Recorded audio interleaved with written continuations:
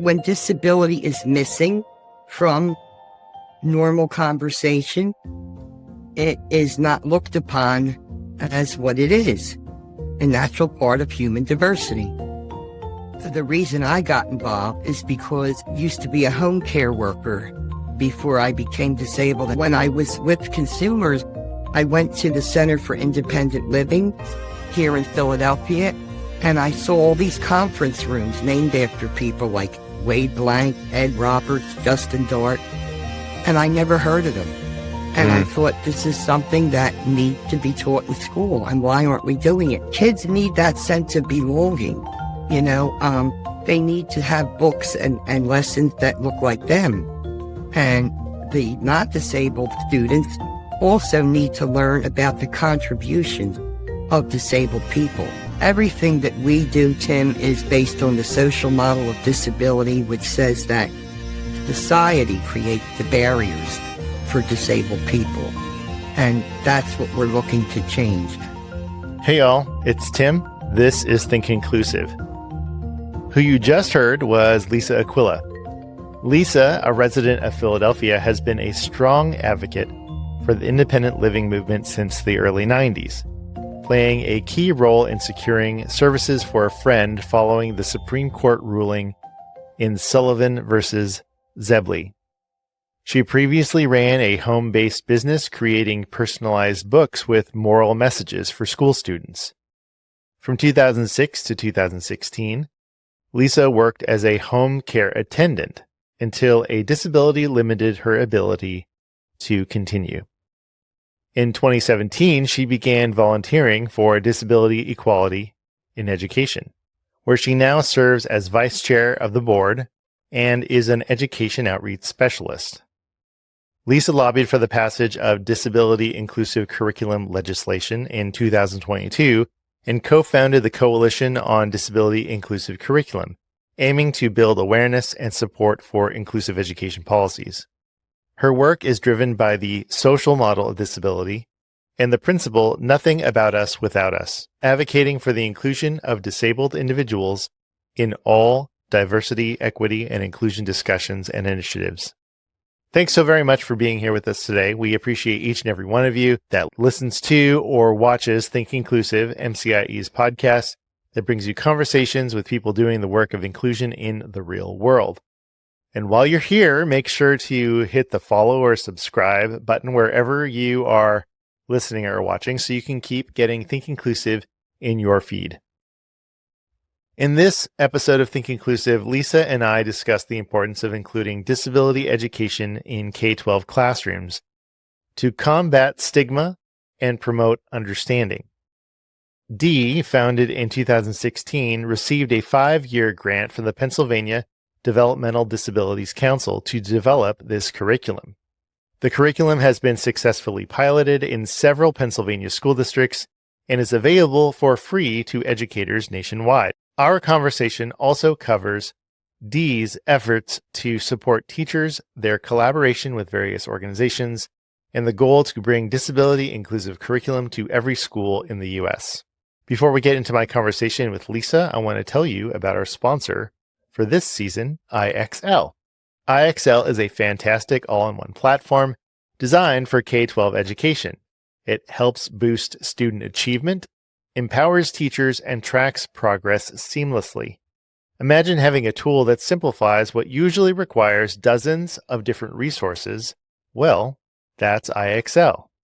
As students practice, IXL adapts to their individual needs, ensuring they're both supported and challenged. Plus, each learner receives a personalized learning plan to effectively address any knowledge gaps. Interested in learning more? Visit ixl.com/inclusive. That's ixl.com/inclusive. All right, after a short break, we'll get into my conversation with Lisa Aquila. Catch you on the other side.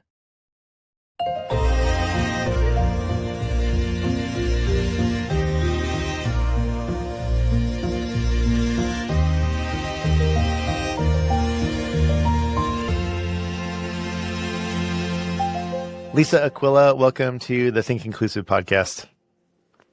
Thank you, Tim, for allowing me to be here. And I'm a white woman wearing a black cardigan with a teal scarf, and behind me is a clock and the words passion fueled.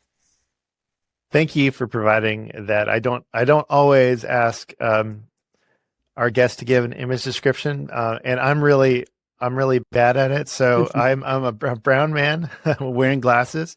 I have a blue zip up hoodie sweatshirt, and I have like white lights in the background and my salt lamp in the back. And I'm actually in my daughter's room, who moved to college, and so I affectionately call it my studio, although she doesn't like me to say that. It's still her room, which it is. It is. Well, happy to have you here, Lisa. Lisa, you are part of an organization called Disability, and I'm going to get it wrong. Hold on a second. I only have the acronyms in front of me. Disability, Equality, and Education, and we're also known as DEE. DEE, Disability and Equality in Education? Just Disability, Equality, and Education. Disability, Equality in Education. There it is. It was right there. It was right in front of me. I just missed it. Tell us about D and how it started. Well, D is a wonderful nonprofit organization, a 501(c), and we are the innovators of disability inclusive curriculum. And our director, Alan Holdsworth, pioneered the idea that there was something missing in education, and that being disability. And he wanted to bring those conversations to classrooms K to 12. And hopefully the next generation of citizens would be having a better perspective on disability, and we could address and eradicate some of the stigma and stereotype that goes along with disability so very often. And how long ago was the organization formed? Did you already say that? 2016, and in 2017, we got a 5-year grant from the Pennsylvania Developmental Disabilities Council in order to create this website of resources and lessons for teachers to use. And like I said, that was part of the stigma grant from Pennsylvania Developmental Disabilities Council. I see. And what about Pennsylvania, the makeup of the state? What is unique about this program, this resource being in Pennsylvania? Well, it's really innovative. It's never been done before, where disability was introduced into K to 12 subjects, all grade levels and all subjects. And when we had success with our champion program that we introduced to the school district of Philadelphia, after we had an impact assessment done and the results from students and teachers were so wonderful, we decided it was time to pursue legislation. And to answer your question, what makes that unique for Pennsylvania is because at first it was a bill, but then after I went to my state representative, Joe Hohenstein, he went across the aisle and he approached his colleague, Jason Ortite. So it became actually part of the omnibus budget, and it was placed into the education code, which meant that the governor allocated grant funding for the pilot schools. And right now we're in our second year of a 3-year pilot. Right. Okay. So what I'm hearing though is that this was was it called the Champions? Initially, we introduced the Champion program, and with success, we decided to pursue the legislation. Right. Okay. Mm-hmm. So the Champion program was something that Dee created? Mm-hmm. And we mentored the teachers in 15 schools to teach our lessons. And it was so successful and the impact was so great among the students. That's when we decided to pursue the legislation. Right, right. What like why even have this program? I know it's important. I know it's important to you, and it made a great impact. But like, what was the problem that y'all were trying to solve? Well, when disability is missing from normal conversation, it is not looked upon as what it is, a natural part of human diversity. And, for me, the reason I got involved is because I used to be a home care worker before I became disabled, and I couldn't help consumers anymore. But when I was with consumers, I went to the Center for Independent Living here in Philadelphia, and I saw all these conference rooms named after people like Wade Blank, Ed Roberts, Justin Dart, and I never heard of them. And I thought, this is something that needs to be taught in school, and why aren't we doing it? And I said, I want to help Alan to pursue this. And kids need that sense of belonging. They need to have books and lessons that look like them. And the not disabled students also need to learn about the contributions of disabled people, how they made an impact on this world, because so often disability is looked upon as something to be feared or whispered about, or they focus on impairment. And everything that we do, Tim, is based on the social model of disability, which says that society creates the barriers for disabled people. And that's what we're looking to change. All of our lessons on the website have been vetted by disabled people. They are approved by disabled people. And at the heart of our work is the famous phrase, nothing about us without us. So you said the curriculum is vetted by disabled people. Are there people that maybe our audience would know that contributed to the curriculum? Well, we have a Pennsylvania-wide coalition that has expanded into other states, organizations like TASH, Vision for Equality, many parents, allies, and professional organizations have joined our coalition. And we have a curriculum committee, which consists of people with disabilities that review our lessons and approve them.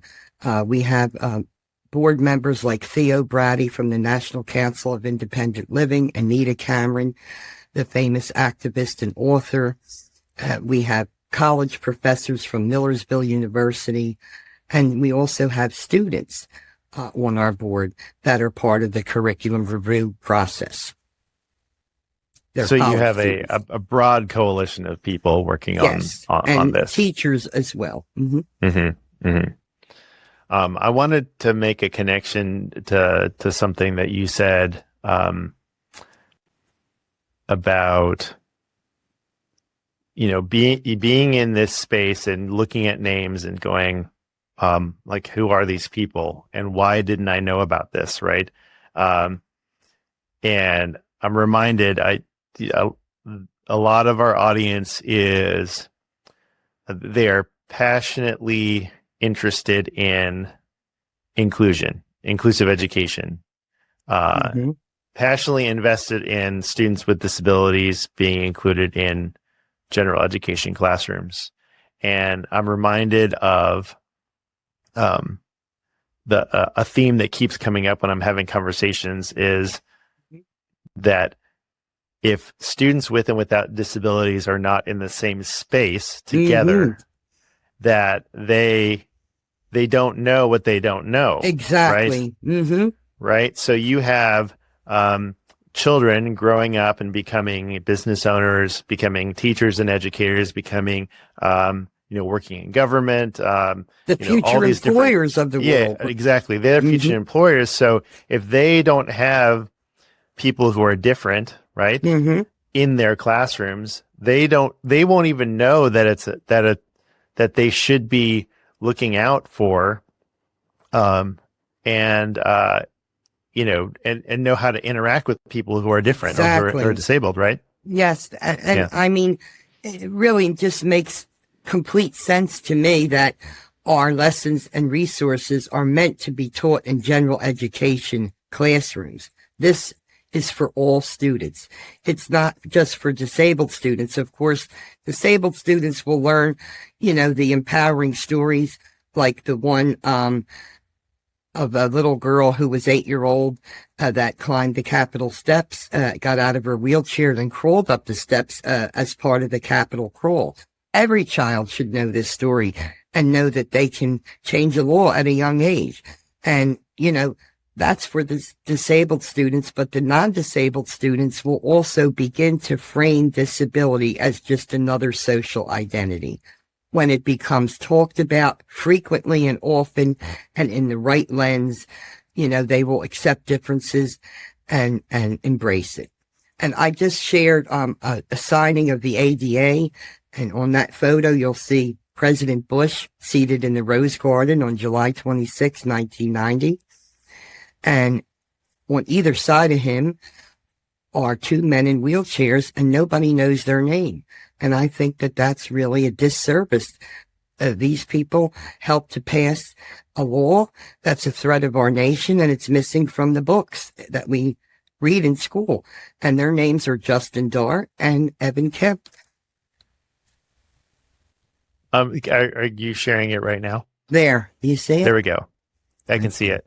Okay. So that is really interesting, and I am almost ashamed to say that I don't know the names of those gentlemen. Yeah, anytime you Google a search of the signing, you will see this picture. Mm-hmm. Wow. And who? So do you I know you just said the names, but who were these? Well, Justin people? Dart, the gentleman with the cowboy hat, he was instrumental in the passage, and he was often called the grandfather of the ADA. And Evan Kemp, he was also instrumental in the passage, and he made other laws that opened doors for people with disabilities, including employment laws. In fact, our director, Alan Holdsworth, he's an activist that was part of the DAN network in the United Kingdom, and he got buses to become accessible and have folks ride the bus along with everyone else. Wow. Thank you. I'm surrounded by history makers. It's really impressive. Yeah, absolutely.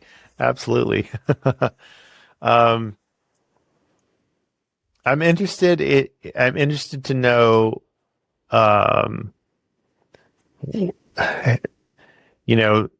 this disability, education curriculum, is so unique, and it's, like you said, it's one of a kind in the country.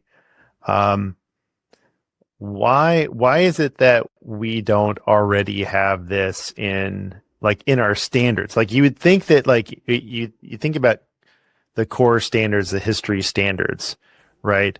And I was a teacher for 16 years. And did you ever teach a lesson on the disability rights movement? Well, that's an interesting question. I don't think I ever did specifically. I think we talked about disability in some of my classrooms, and we talked about different people, like famous people, I guess, that had, that were disabled. But it wasn't I didn't draw upon standards or curriculum. And I'm just thinking of how nice it would have been to be able to really go, oh, okay, this is not just something that I think is interesting, but this is a path part of what's laid required. out. Right. Exactly. Well, we try to infuse disability in what teachers are already teaching, and we also have applied the national standards for the core curriculum to every one of our lessons. Oh, okay. So we make it easy, and we found a way to include disability, like I said, in all subjects: art, history, Even when it comes to figurative language, we have a lesson that infuses disability while we teach about figurative language. Right, right.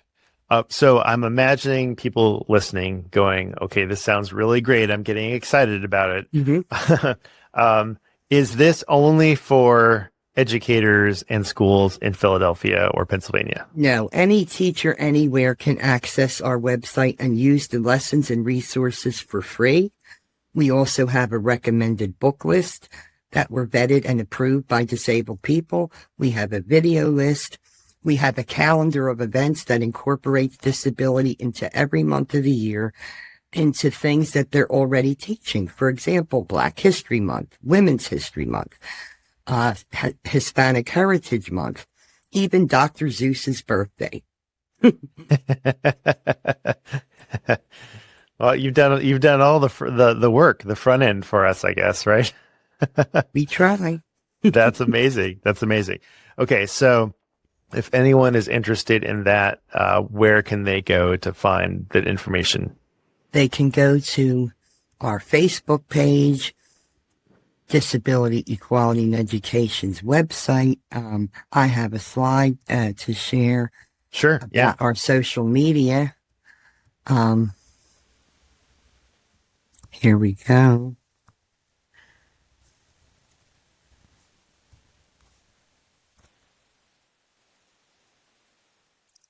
And you can visit us also on our coalition social media page at Support Disability Inclusive Curriculum. You can check us out on YouTube and on Instagram.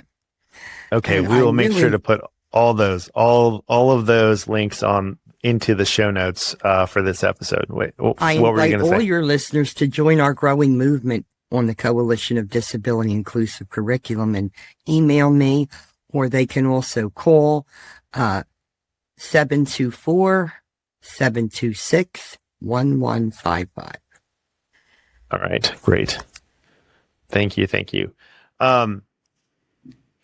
We talked about this before offline about just inclusion in general, like families who are pursuing full inclusion for their children.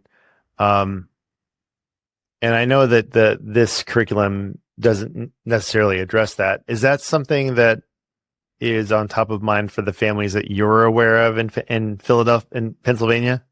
Well, we're trying to let them know that we exist, and we want them to know that all of the lessons are meant to be taught in general education classrooms. And something that I think everybody needs to keep in mind is that UDL, Universal Design for Learning, is not just for students with disabilities, because everybody learns differently. Mm-hmm. And it's for everybody. I think the missing part of inclusion is that missing piece in education. Yes. And when I don't you change think that mindsets, you change a lot. Yeah. Well, it's an interesting parallel because as an organization, MCIE partners with school districts. And a lot of times we are working with educators to change mindsets. And a lot of what we do is kind of what you're talking about here.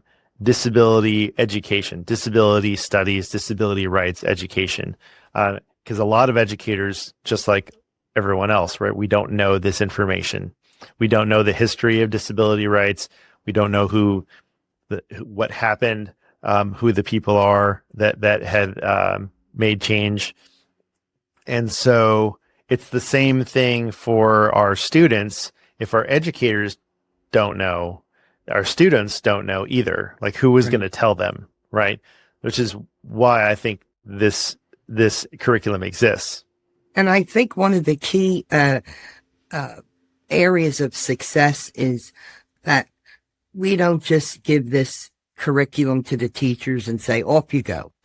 We offer them support so they can feel comfortable with it, so they can understand the social model and why that's important.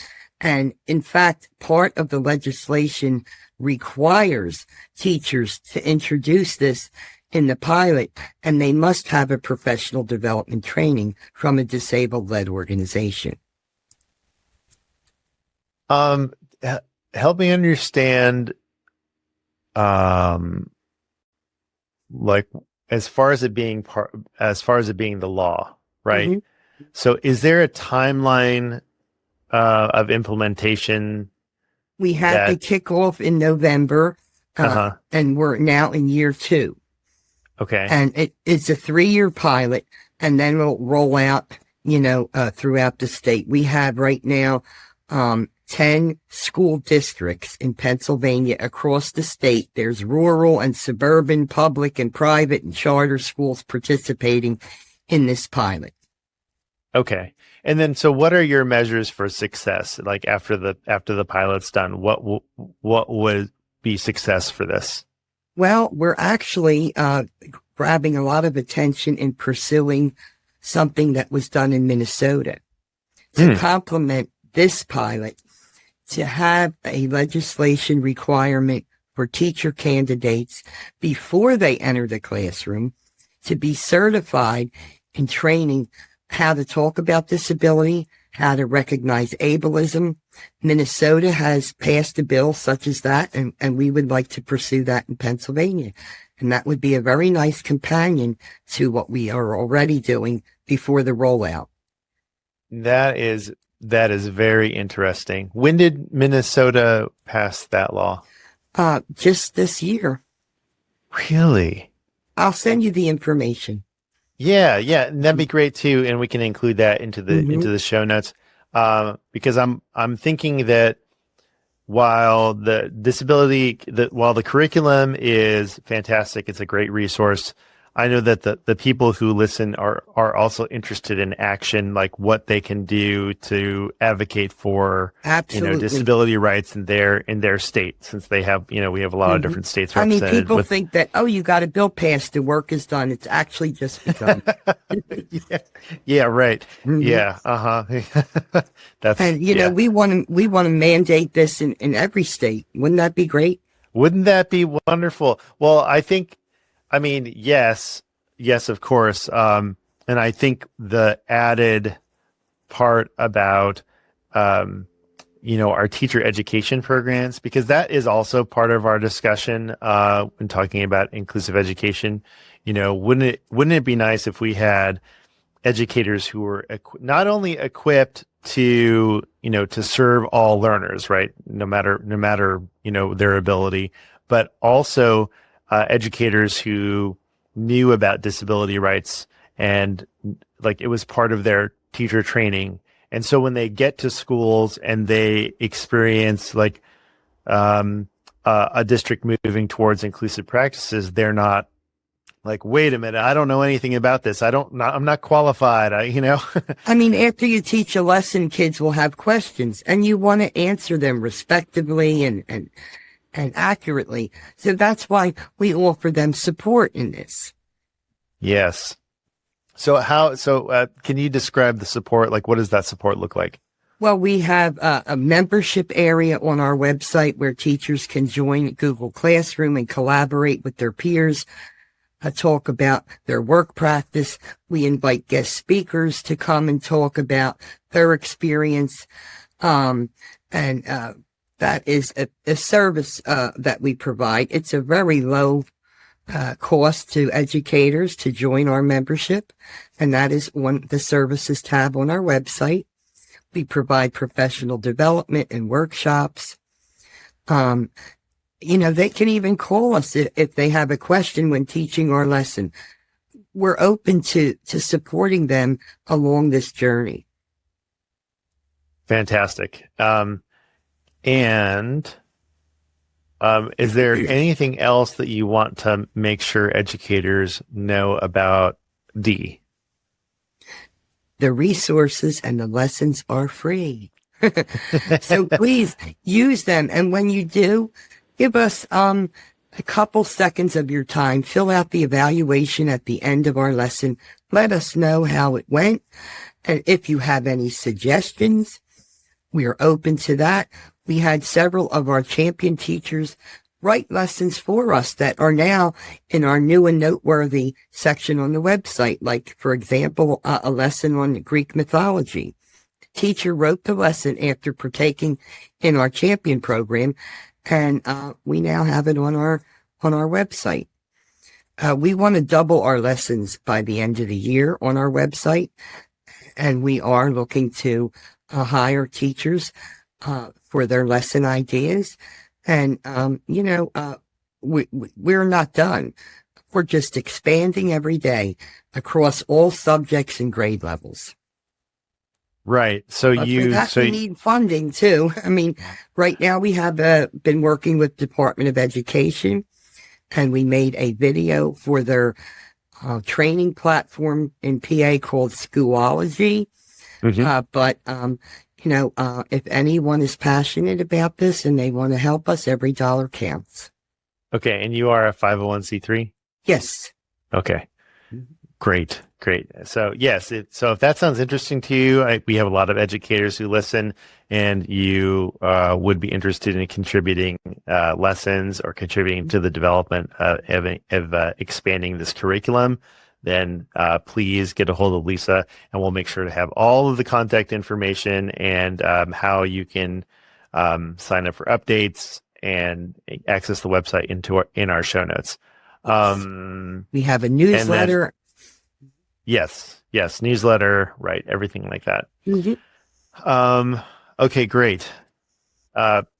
Before we get to the end, our mystery question and everything, I wanted to share a trailer to your video on demand course, Introduction to Disability Inclusive Curriculum, and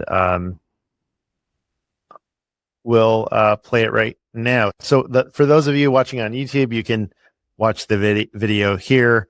And then if you're listening, on Apple Podcasts or Spotify, you can listen.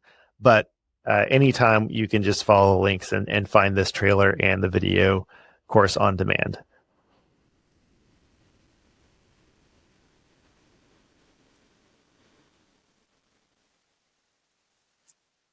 Okay, here we go. Presented by Disability, Equality, and Education, Introduction to Disability Inclusive Curriculum, a course for educators. Are you ready for the next step towards inclusion? Are you ready to learn from the wisdom of disabled people? Are you ready to create a better society for all? This course will help you do all that and more.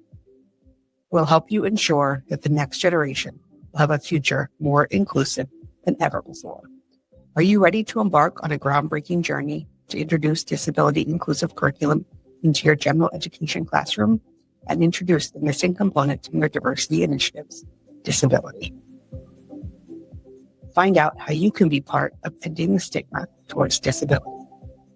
This video course introduces the concepts, resources, and supports that you need to begin these conversations towards a better and more inclusive mindset for students in K-12. Hear from educators, disability advocates and activists, inclusion specialists, disability studies professors, and more. Are you ready to go boldly? The conversation starts here. For more information and to rent the course, visit www.disabilityequalityeducation.org/video-course or email us at info@disabilityequalityeducation.org. Oh, that looks fantastic. Thank you. Every time I see it, I get the chills. It was really something great. Yeah.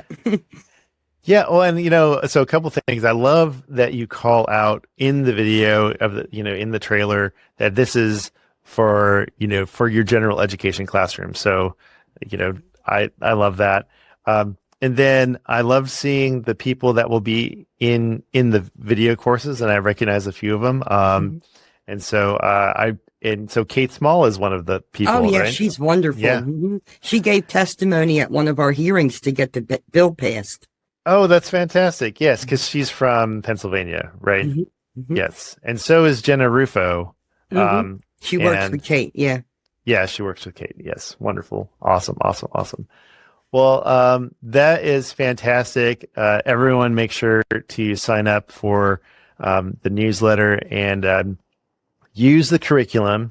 And then this will be one of my takeaways, I'm sure. But once you do, I would love to know, how you use that curriculum. And I'm sure Lisa would love to know how you used it, because it is a free resource. And right. I mean, we make this podcast, right? And I don't know if it has impacted you unless you tell us. Right? Same with our website, right? Exactly. Yeah. So if you do happen to use the resource or as something is impactful that you've used from D, make sure to let Lisa know, how you use that in your classroom or in your community. Great. All right. So before I let you go, Lisa, I like to end our conversations with the mystery question. Are you ready? Okay. I hope it's not too hard. I can't make any promises, but all right. They're typically fine. They're usually fine. All right. Here we go. The mystery question is, where do you go when you need to blow off some steam? There's the card. Where do you go when you need to blow off some steam? I'm holding it up to the camera. I see. Okay. Really, Tim, I go to music. I think music is relaxing and empowering. And, I'm doing a presentation this Saturday and tomorrow. And I'm using one of the songs to motivate people, and that's called Man in the Mirror. Because I want everybody to be able to understand that they can be a change maker. Because all I did was go to my state representative and ask him to pass this bill.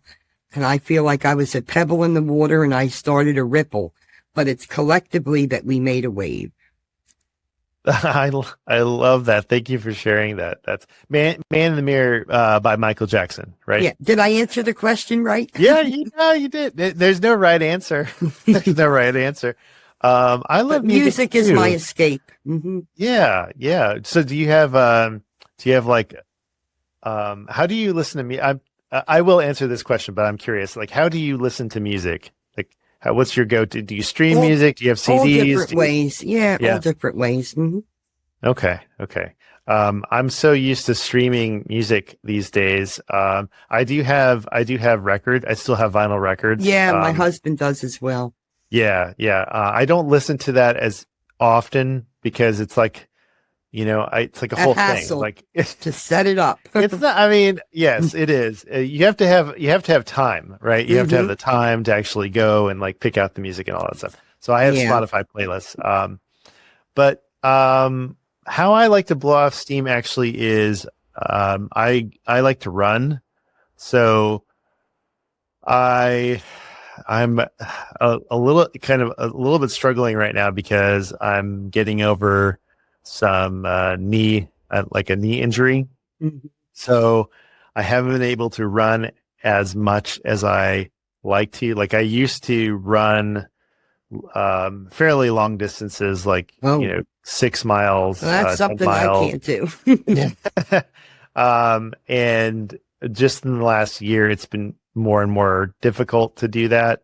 So I think, even though running is still part of my life, it may be more diminished. So, but I think, like I'm rethinking that answer. I think how I blow off steam is exercise.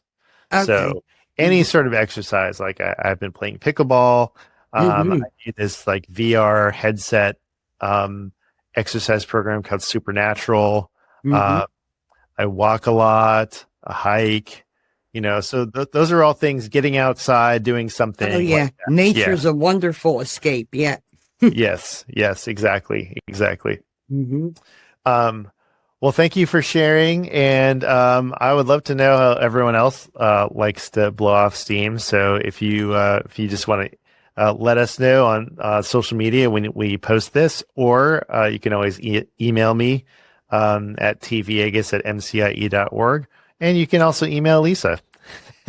at, I think it's info@disabilityequalityeducation.org. So there you go. Correct. Lisa Aquila, thank you so much for being on the Think Inclusive podcast. We really appreciate it. Thanks for having me. That's the bell for this episode of Think Inclusive. Now let's head to homeroom for the credits. Think Inclusive is brought to you by me, Tim Villegas. I handle the writing, editing, design, mixing, and mastering. This podcast is a proud production of the Maryland Coalition for Inclusive Education. Our original music is by Miles Kredich, with additional tunes from Melody.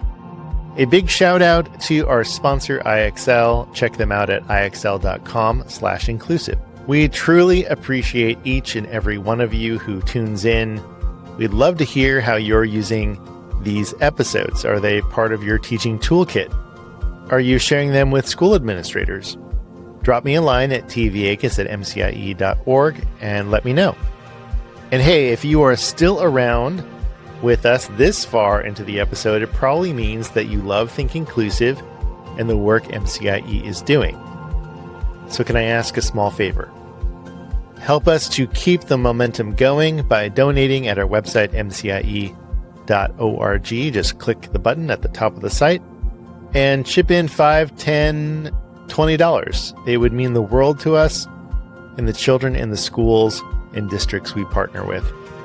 Thanks for your time and attention. And remember, inclusion always works.